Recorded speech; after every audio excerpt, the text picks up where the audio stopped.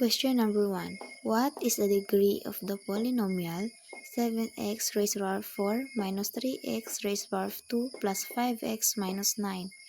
A1, B2, C3, D4. So, ang atong answer is letter D4. Kaya ang highest degree of the polynomial exponent kay 4. So, letter D. 2. Which of the following is a binomial? A. 3x raised to the power of 2 plus 5x minus 7. B. 4y raised to the power of 3. C. 2a plus b. D. Negative 6. So, ang atong answer is letter C, 2a plus b. Kay ang binomial kay naay duha ka terms. So, C. 3. The product of the quantity x plus 2 times the quantity of x plus 5 is A. X squared plus 10x plus 10, B. X squared plus 7x plus 10, C. X squared plus 7x plus 5, D. X squared plus 10x plus 7. So, natin solution to get the answer. The quantity of x plus 2 times the quantity of x was 5. X times x is x squared. X times positive 5 is positive 5x. Positive 2 times x is positive 2x. 2 times 5 is positive 10. So, to copy x squared, 5x plus 2x is 7x. Then copy C, positive 10. So, ang atong answer is letter B, x squared plus 7x plus 10. 4.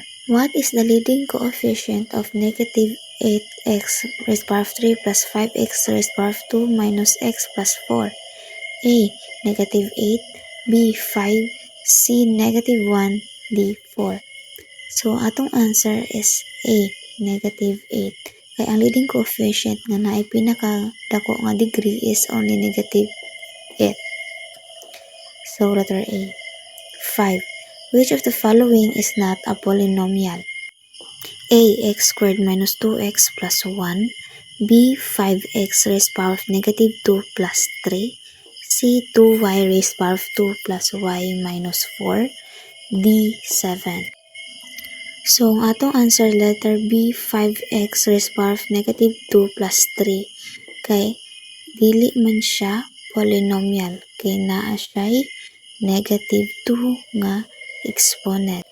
6. Simplify the quantity of 3x squared plus 5x minus 2 plus the quantity of 4x squared plus 3x plus 7.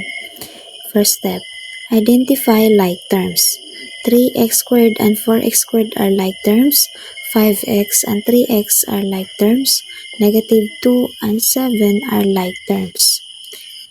Step 2, combine like terms. 3x squared plus 4x squared is equal to 7x squared.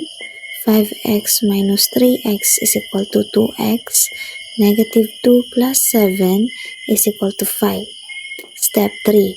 Write the simplified expression. 7x raised to the power of 2 plus 2x plus 5. 7. Multiply the quantity 2x minus 3 times the quantity x squared plus x plus 4.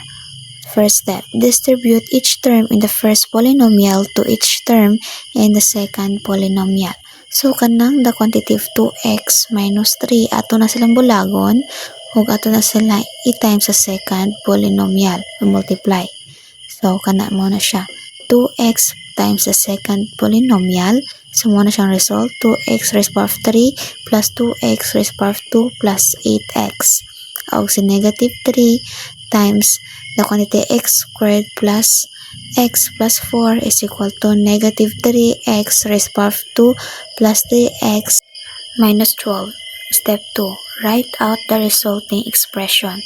So, kana atong answer sa step 1, which is nga duha, mo na siya itong combine diri sa step 2.